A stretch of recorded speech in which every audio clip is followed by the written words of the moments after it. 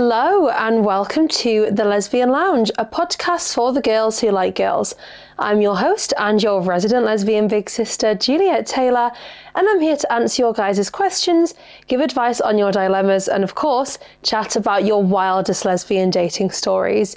So grab a drink, get comfy, and welcome into the Lesbian Lounge. Welcome back to the Lesbian Lounge HQ, everybody. Thank you for being here this sunny Thursday. Can we actually just deep the weather in the UK for a second? Like, why is it actually giving nice? What have we done to deserve such lovely sun rays, right? Like, literally it rained. Was it something like 40 days straight? Like, how disgusting is that if you actually deep that? But it's sunny, the sun is shining. Doesn't it also just make you so much happier? Like, the sun's out. I want to go out and do things. Like, I'm not leaving work and it's dark outside and I'm thinking, I just want to go home and curl into bed with a hot chocolate. It actually makes me want to go out and like do other things with my life than rot in bed because the weather's nice. Like, seasonal depression is a real thing and the sun is here. So let's just hope it's here to stay and the weather continues to bless us with her sunny loveliness. How are we all doing? Hopefully the sun's making us all happy. I mean, hopefully we're happy without the need of the sun, but you know what I mean? It does, like, rain and awful weather does affect. But are we good? I'm so glad we are good. I am great today because guess what arrived in my door, guys? I'm in a magazine. Eek! So this is the NE Scene magazine. Genuinely, the quality of this, I am obsessed, is beautiful. And your girl is in it. I've got a full 2-page spread. So you need to check out the NE Scene. See everything we had to say. I'll give you guys a little sneaky peek. So this is the first question. Tell us about the start of the Lesbian Lounge. So I said there was a gap in the market, really. You've got the girls' bathroom, which is great for answering dilemmas, but it's always about men. I mean, I love the girls' bathroom, don't get me wrong, but it's men heavy, right? Whereas over here, we don't speak of the awful little creatures. It tends to be about men, and I thought there needs to be a space where people can come and ask their questions to someone who can really help and give advice. Always wanted to start a podcast and wanted to use my voice for something, so I just went for it and created this space which has blossomed into more than I could ever have envisioned, which is so true, right? Like, I never knew it was going to blow up to this extent, but the fact that it did, I'm obsessed.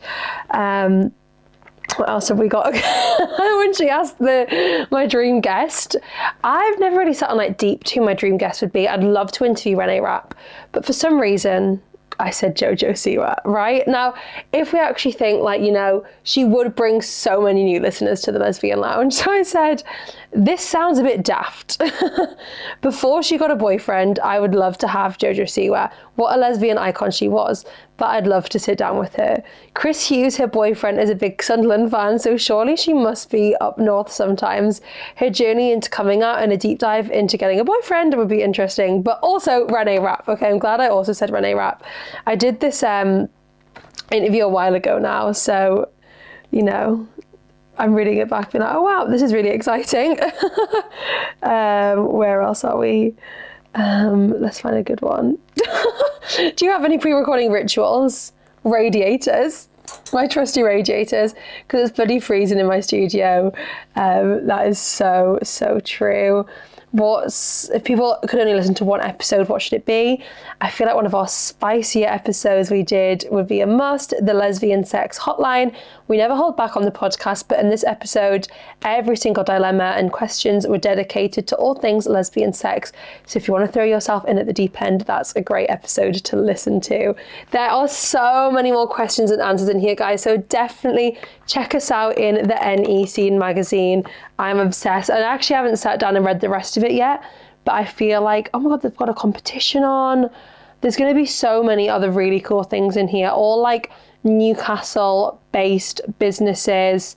Oh my God, this is so cool. I can't wait to sit and read this. Like, there's so many really cool people in here. So what an honor to feature in the first ever copy of this magazine alongside some absolute powerhouses. So definitely pick up a copy of the NAC. And I think you can get a digital copy or a physical copy.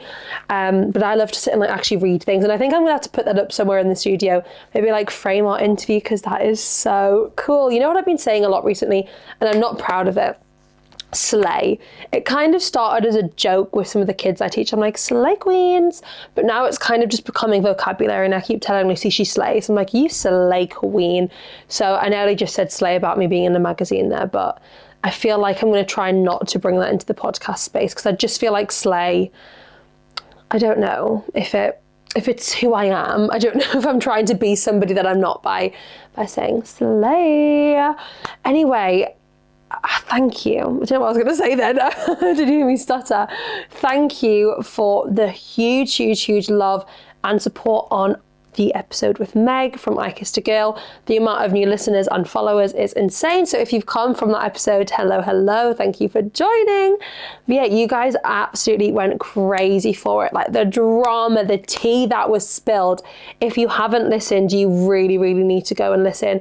Like, Meg did not hold back, telling us who she was originally meant to be coupled up with, telling us about people hooking up after the show. She literally went all in. So that is going to be a must listen to episode. I've got another episode with 2 really cool guests coming out.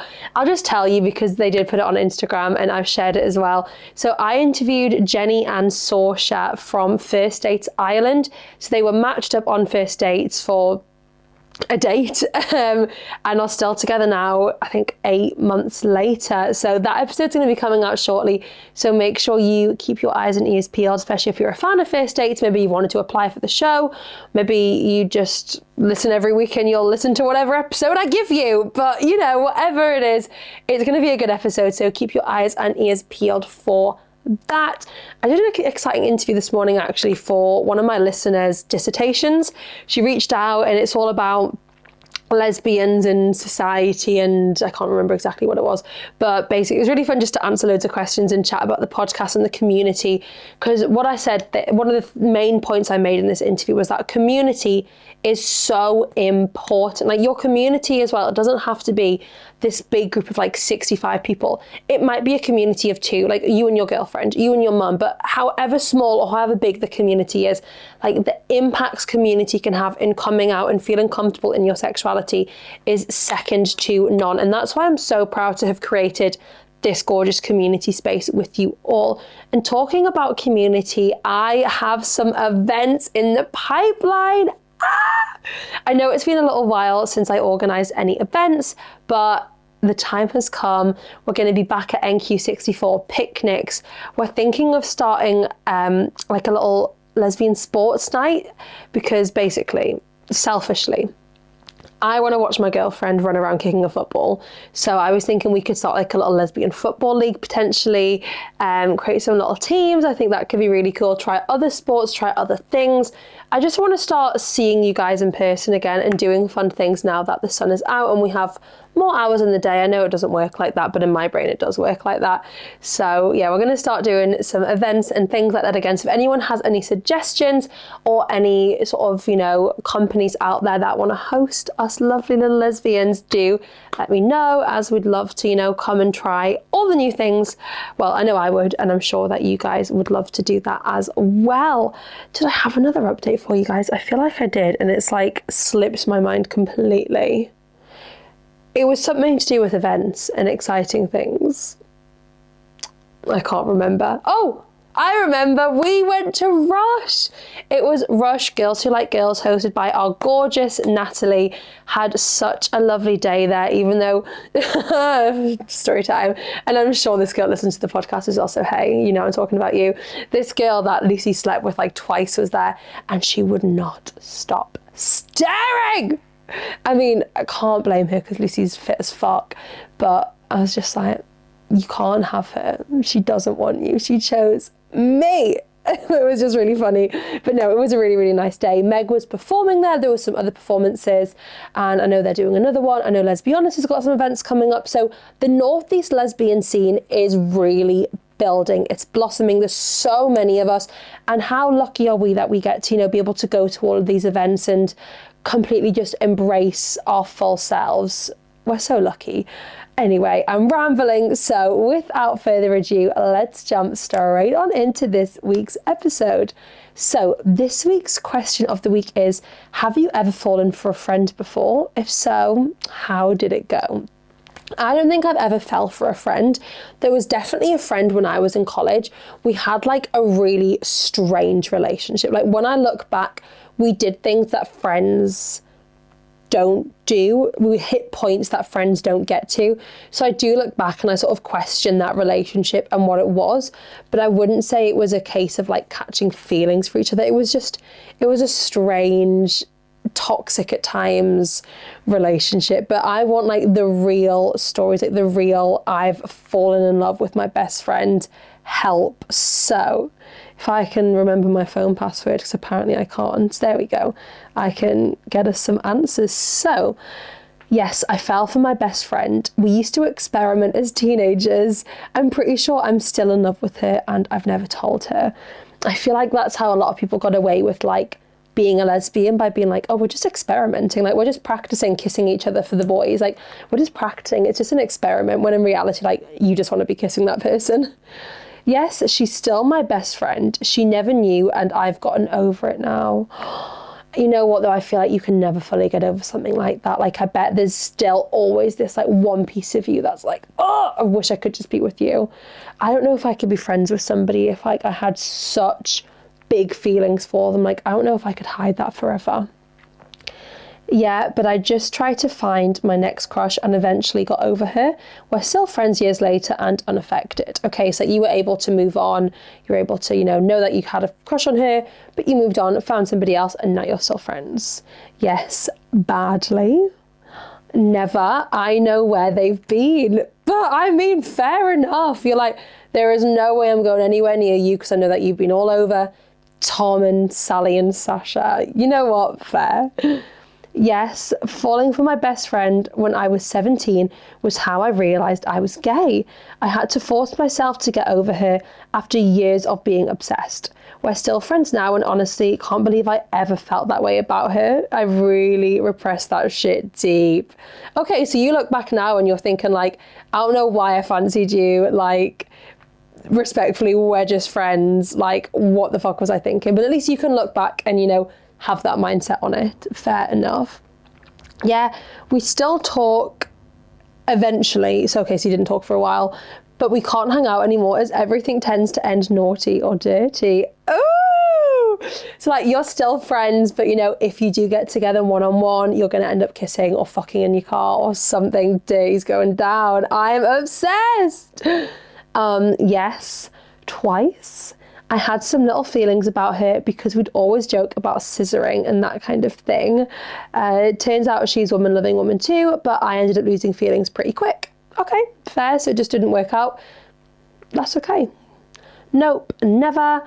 Though I'm sure my ex-bestie had a crush on me.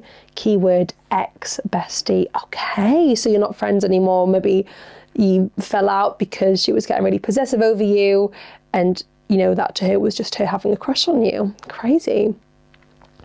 I fell for a friend in college.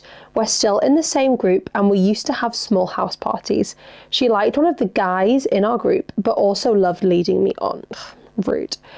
I knew I liked her, so I used to do it. I used to get his attention. How did you get his attention? I'm confused. She liked one of the guys, but loved leading me on. Knew I liked her, so used to... she was getting his attention, I understand. Knew I liked her, so used it. Oh my God, why can't I speak? Let's try again. Knew I liked her, so used it to get his attention. I understand. I didn't realise straight away, but by the time I did, I was head over heels from all of this hot and cold attention. Last time we hung out as a group, we all got in the pool. 10 minutes later, once this guy had fobbed her off, she was sat on my lap in my friend's living room, grinding with her hand around my throat. Oh my God.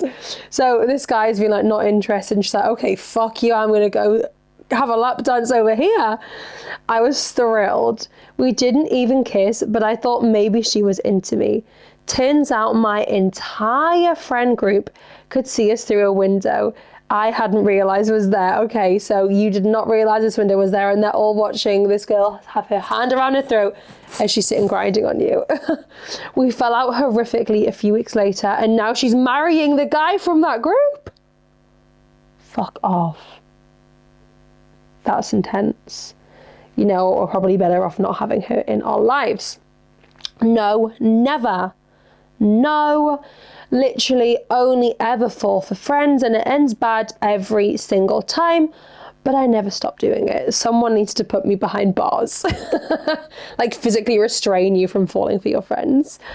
I was in love with one of my closest friends for 3 years and thought she didn't feel the same. Turns out she did, and we're together now. Yay! It felt very silly that I wasted 3 years yearning over her when we could have been together. Have you all seen Wuthering Heights? I personally haven't yet. Probably won't. I might go see it. I don't know. But I've heard a lot of talk about like yearning. We're done with that. Like, we're no longer yearning over people. Like, if we want to tell someone how I feel, we're just going for it. Like, life is too short to yearn.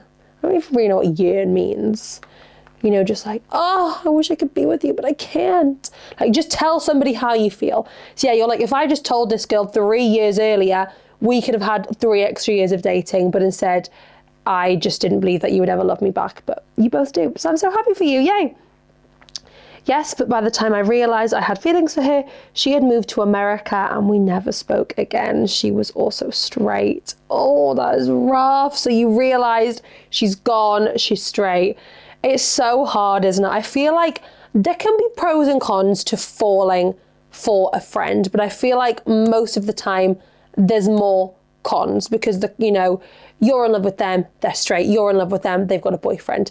You're in love with them, they say they don't have feelings back. Like, there's so many issues that you can be faced with. Or, on the flip side, you can be in love with them and they go, oh my God, I've been waiting for you to tell me this because I'm in love with you. There can be success stories, but I do feel like for the most part, it doesn't tend to end too well. Oh my God, guys, I just thought of another update I had. I knew I had more updates for you all. Your girl was on the BBC. What the helly? So I've actually been on a few times recently. When The Floor first came out, I did an interview all about The Floor. And then I've had 2 interviews since then. One was just over the phone and one I went to the BBC studios in person, which was a slay. What has got into me? Ew, I'm giving myself the ick. But no, it was really cool. Me and Lucy went together and I got to sit and be interviewed all about the Lesbian Lounge on the BBC. So make sure you tune in. It's on BBC Sounds. You can catch up BBC Tees and Cumbria, I think it came out on as well. It's all everywhere. BBC Sounds, Juliet Taylor, the Lesbian Lounge. Have a listen because it was all about the podcast, a bit about The Floor, and just how much I love you guys and the pod. Okay, shall we jump into some dilemmas? I think we shall. Okay, here we go. Hi, Juliet. Hello. I've been dating my girlfriend for around 15 months now. Okay, let's just figure out how long 15 months is. There's 12 months in a year. 12, 13, 14, 15. Okay, so like say you dated January to January and now we're in March. Okay, I understand. It's like a year and 3 months. Around 6 weeks into the relationship, she went on holiday to Spain with her friends. Okay. Last week, I found out that she cheated on me during that trip. So that was 6 weeks in. We're now 1 year, 3 months in, and you only found this information out last week. Obviously, I was so furious about the cheating itself, but I was also really angry that she never told me. I only discovered it because one of her friends had a big falling out with her and out of spite messaged me on Instagram to spill everything. So she's obviously said to her friends in the past, like, don't you dare tell Lucy what I've done. Like, keep that information away from her. I can't have her finding out. And then obviously they've had this fallout and out of spite, this friend's been like, right, well, fuck you. I'm going to tell Lucy. When I confronted her, she denied it at first. I feel like at that stage, like, you can't get away with denying it. Like, just admit it. Be like, I'm so, like, you just have to bear on and be really apologetic and hope that that person forgives you. Like, denying it just makes you look way more guilty. Then she admitted it, but tried to make excuses, saying it was because of alcohol and that the sex wasn't full on or intimate. Okay, but do you know what I mean? Like, no, I don't care if you'd had 7 pina coladas or 0. I don't care if you were absolutely intoxicated. You still had sex with that person. You still actively chose to do that. You know, saying it wasn't full on or intimate. Oh, so it wasn't full on or intimate since she didn't go down on the girl she cheated with. Okay, but Lucy could come to me and say that she kissed another girl and I'd be pissed. Like, do you know what I mean? I don't care if you kissed, if you went down on them, if you strapped them up the arse. Do you know what I mean? However, whatever level of sex the scale was on, did that make sense?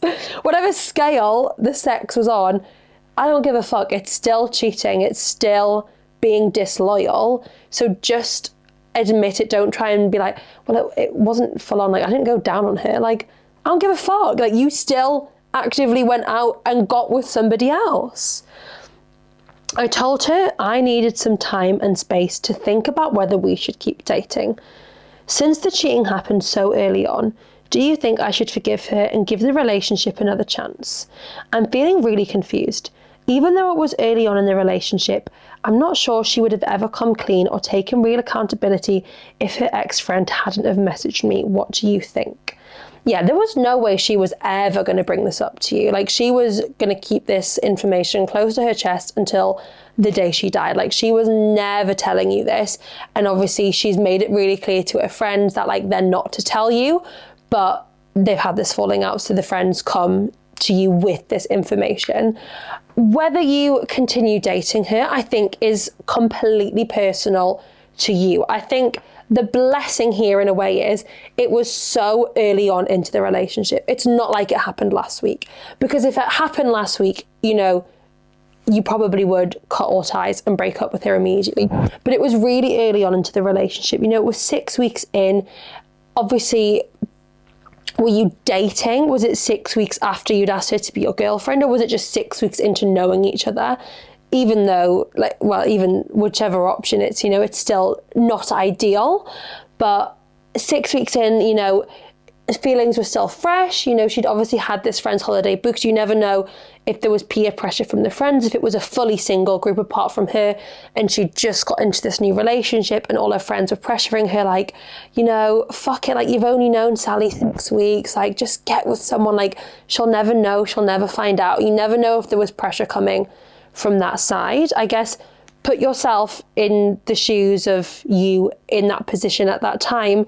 If she'd come home from that trip and said, listen, I need to admit something, I did kiss someone, I fingered them, how would you feel in that situation? Would you have walked away from the relationship back then?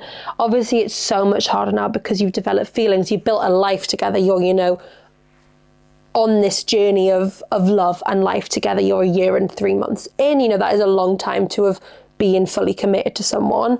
If there has been no cheating since then, I personally think this is something you can work through. Yes, I get it's annoying that she wasn't going to bring you this information, but very potentially she was embarrassed. She thought, I can't believe I've done that, you know, and because it was so early on, there would be no point in her 1 year in going, by the way, you know, I did sleep with someone on that trip. Like, she was just hoping this information would never reach you, but it has. So yeah, I think because it was so early on, it was probably just a mistake. She was probably embarrassed and just was hoping she would never have to tell you because she didn't want to have to, you know, admit what she's done. So provided that she has been completely loyal to you ever since then, I don't think it's going to, you know, continue to cause issues. I think, you know, you're just going to have to say to her, listen, in the future, I need you to be completely 100% honest with me. You know, I might not be as as trustworthy with you now as I have been in the past. Like, if you're telling me you're going on a night out, especially with this group of friends, obviously she's not friends with this one friend anymore, but, you know, if you're going out on a night out with this group of friends, like, I'm probably going to be cautious, and I'm probably going to be, you know, wanting your location and seeing pictures of who you're out with, because I don't know if I 100% trust you in that situation. But I think you can definitely work to rebuild the trust. I do think, you know, people deserve second chances, and you just have to hope that she really learned from her mistakes and she's not going to do it again. But I think if a second incident happened, that would have to be it, because clearly that would just be who she is as a person. But I do think if there's been no instances since then I think this is something you guys can move on from. But obviously it depends how you feel. Like, if you can never get it out the back of your mind, and every time she's working late because she's a singer or every time she's out with her friends, anytime she's doing something where you're not present, sort of oversee what's going on, if that's going to be in the back of your mind and you're going to just be like getting stressed, you have to think, is it worth it? Is it worth me going through all this stress? But I really hope that you guys can work things out, because it does seem like you have a really lovely relationship and you do really love each other. And hopefully it was just a mistake she made early on and she's really embarrassed of it, and she'll, you know, hopefully want to work to rebuild your trust. I just thought of another update, guys. I got fingered by another woman yesterday. Not the clickbait. Lucy is basically felt a little something inside of me, and she was like, please just go and get it checked at the doctor's. And if you guys know me, you know I'm the last person to go to the doctor's for anything. There's something else I've been putting off going to the doctor's for years, and I just won't, because I'm like, whatever. But I ended up booking the appointment and going, and the lady was like, can you explain it? And I was like, personally, like, I don't really know what it is. My girlfriend just said she's felt something. Like, how embarrassing, basically saying like, so basically my girlfriend was fucking me and felt something. Like, there's no other reason why someone's fingers are inside your vagina, right? Unless you're getting your vagina checked at the doctor's. So yeah, I'd gone and she was like, okay, I'll have to have like a little examination on the outside first. So she's like, you know, poking around. And then she's like, I'll have to do an internal examination. Like, do you want a chaperone in the room? Like, I was like, no, honestly, like, you're fine. Like, it was a girl doctor. Like, I'm a very like, whatever, I'll spread my legs type of person. So yeah, she had a little internal examination. Nothing there. She said she thinks it's just like a little skin tag and it's just part of my anatomy. Nothing to be concerned about, but it is a bit of peace of mind knowing that there's nothing wrong with me. But yeah, I rang Lucy and was like, I just got fingered by another woman. But no, it was consensual fingering, and it was, you know, making sure there was nothing going on up there. But this is your sign that, you know, if you've been worried about anything, if you're, you know, something feels off, your girlfriend has felt something that feels off, just go and get it checked out, because it is nice to have the peace of mind that everything's fine. And obviously I'm 24, but I'm 25 in September 27th, if you want to buy me a present. I'm kidding. But I'll be getting a smear, obviously, because I'll be 25, which is the age to get a smear. And apparently they like put like metal things, how do you like open up your vagina and scrape around in there and check. So that's going to be comfortable, isn't it? But yeah, it was really funny, essentially just like saying to the doctor, so basically my girlfriend was fingering me and I found something. But, you know, she was a very lesbian supportive doctor. There was none of this like, oh, you want any contraception? No. Well, could you be pregnant? No. Well, how? Like, she was very like, because I'd written in the form, I think I'd said, my partner said she's found something. So it was very clear that it was a girl, not a boy. And she was very inclusive. God, it's freezing in the studio today. Yeah, she was very inclusive, which was nice. I didn't have to do the awkward like, because where was I the other week? The building society. I was closing my help to buy ISA so we can finally move forward with the house, which we still are. We are further forward. We have had our proof of funds approved, but the people we're buying off are waiting for a signature of the people they're buying off, and they're struggling to get it. So we're now just in this like awful waiting process of waiting for the signature. What was the point of me saying that? The house? What the hell? What is actually wrong with me? Why can I not keep a train of thought? What were we talking about? My vagina fingering. And then the house? I'm so confused. Is someone playing music?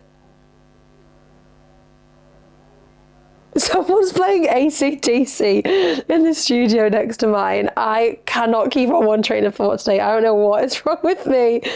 I genuinely can't remember why I was telling you about the house. But yeah, anyway, update wise, like we are literally no further forwards. We were like, would they move into a rented accommodation? No. So it's all good. We'll just have to keep waiting. And I can genuinely not remember the purpose of what I was telling you. So just forget that I was ever talking about something else. And let's carry on with some dilemmas. Highway to hell. Do you think they can hear me talking and they're like, for fuck's sake, that lesbian's back. Let's drown her out with some AC/DC. Very potentially. Okay. Anyway, hi Juliet. I've been in a long distance situationship with a girl for about 8 months now. It started with a message on a dating app, then it moved to regular texting and calls. For the past 6 months, we've been seeing each other in person every weekend. About 3 months ago, I told her I was developing strong feelings and that I was starting to see this as more than just something casual. She said she likes me a lot too. But when I asked her what we are or where this is heading, she didn't give a clear answer. I feel like this happens a lot. You're like, I think this could be more, and they're like, oh yeah, maybe it could be, but you know, they can never give you a definitive answer because they're afraid of commitment. She said she doesn't want to define the relationship and that things feel good as they currently are. Since then, I've brought it up a number of times, but she either changes the subject or avoids the topic completely. There's been no conversation about exclusivity or making things official.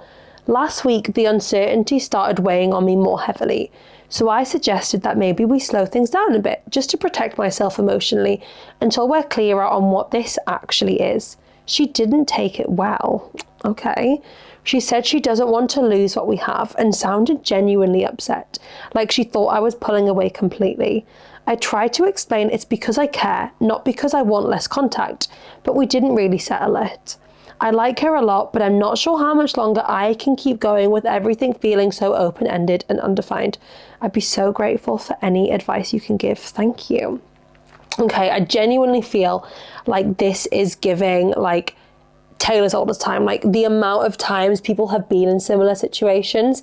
And like, I know from both of my ex, not both of my ex, my current partner and my ex-partner, Lucy's very much not my ex, but my current partner and my ex had both been in situations where they'd been in, you know, a situationship type situation, friends with benefits, sleeping with somebody but without labels, and somebody had caught feelings for them. They'd sort of come to them and said, I've caught feelings for you. And it was very much a case of, okay, I'm shutting this down. No, because they weren't in a position to want somebody to have feelings for them.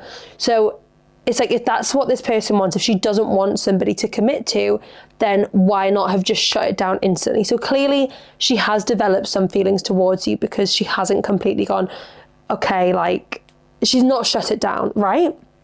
But it's interesting she's saying like, you know, she doesn't really want to define the relationship because things are good as they are. But I feel like that's what they all say, right? Like, I just like how things are going. Like, I don't want to put pressure on anything. Like, labels aren't pressure. Labels are a way for you both to feel a little bit more settled in what you have, for you to feel comfortable and for you to feel like you're, you know, you're safe and secure in that relationship. It's not a case of like, you could be going out seeing and sleeping with other women. You know that you've got that exclusivity to each other. So I guess our question is like, why is she afraid of commitment, but still wanting to see you? I mean, I think there's so many lesbians out there who are afraid of commitment. Like when I was speaking to Lucy at Rush about this girl who was not stopping staring, and I was like, what happened? And she was like, you know, I was really, really drunk. We went back to hers and slept together. It then happened again when I was out in the same club a few weeks later. She then said, you know, she'd caught feelings and wanted to like progress it. And I was like, whoa, hell no. Like Lucy did not want to commit to someone. That's probably the reason every single person she was with before me didn't end up with her, because she didn't want to commit. She didn't want to be in that situation. But when you meet the right person, AKA me, you can change. You'll be willing to change and commit and give that person everything.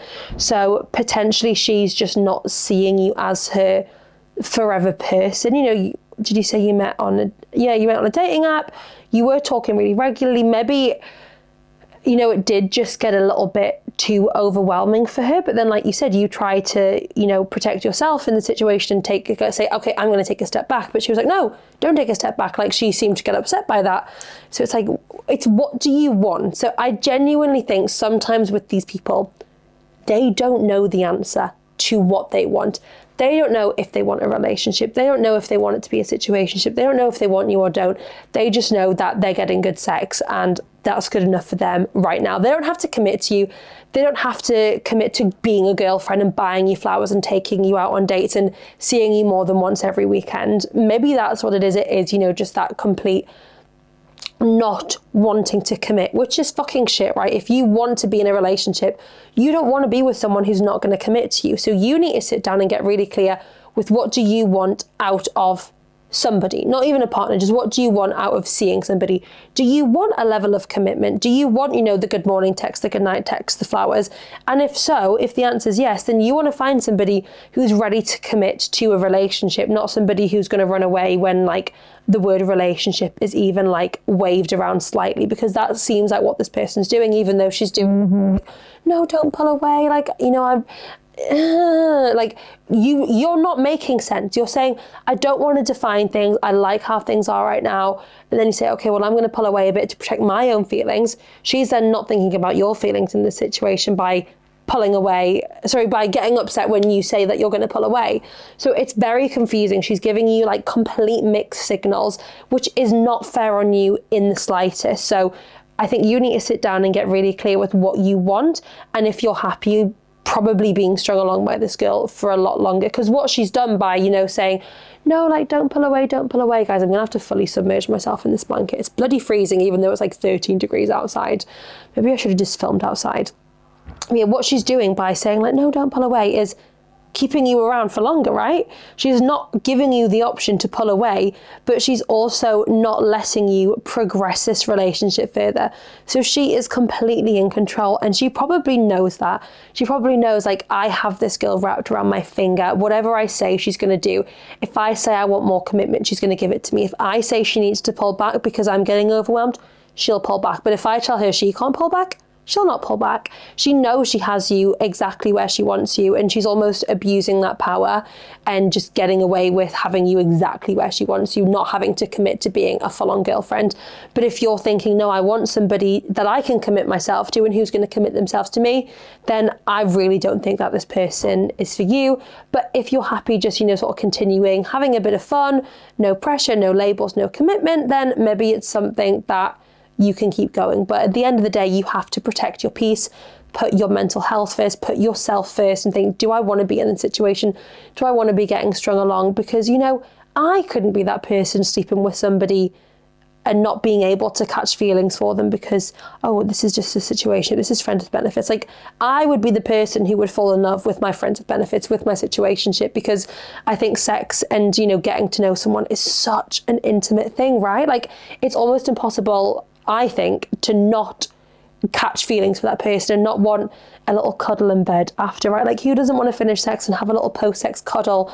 Or like me and Lucy all the time, it's the post-sex coma where you just absolutely pass out, or you go scroll on TikTok and like laugh at videos together after. Like, that for me is a whole part of like the, you know, the sort of aftercare process. And, you know, if it is a situationship type thing, like, is it literally sex and then you like, okay, pull your knickers back on, put your tracksuit bottoms on, right, see you next week. Like, you really have to know what you want from the situation. And if it, you know, isn't wanting, this music is so loud, like, do they actually hate me that much? And if you are wanting someone to fully commit to you, then I think we step away from this person, we protect our peace, and we move on and find somebody that's going to give us that full 100% commitment. And chances are this person's probably going to just go and do the exact same thing to somebody else. But I love you, and I hope that you end up finding out like what works for you, because everyone's different. Some people work better in a relationship, some people work better not in a relationship. Everybody is different, but there is somebody out there for everybody, and I truly, truly, truly believe that. Well, thank you all so much for listening to this week's episode. If you want to follow the podcast, you can on Instagram and TikTok at the lesbianlounge.podcast. Make sure you leave us a review. Make sure you follow us on Apple or Spotify and subscribe to us on YouTube so that there's a new podcast coming up on your feed every single week. Every Thursday we come out with new episodes. They are genuinely making this music louder. Do you mind? Rude. What was I saying? I can't stay on track. You can send us your dilemmas to the description in our bio. Well, there'll be a link in the description of the episode and you can click on that, go to our Google form. Everything is anonymous. You can answer our Survey Monkey. You can join our WhatsApp chat to find out about events upcoming. You can join our Instagram broadcast channel. There are so many cool things you can do. But most importantly, make sure you're subscribed to and following the podcast so you never miss an episode. Love you all so much, and I'll speak to you next Thursday for a brand new episode. Bye!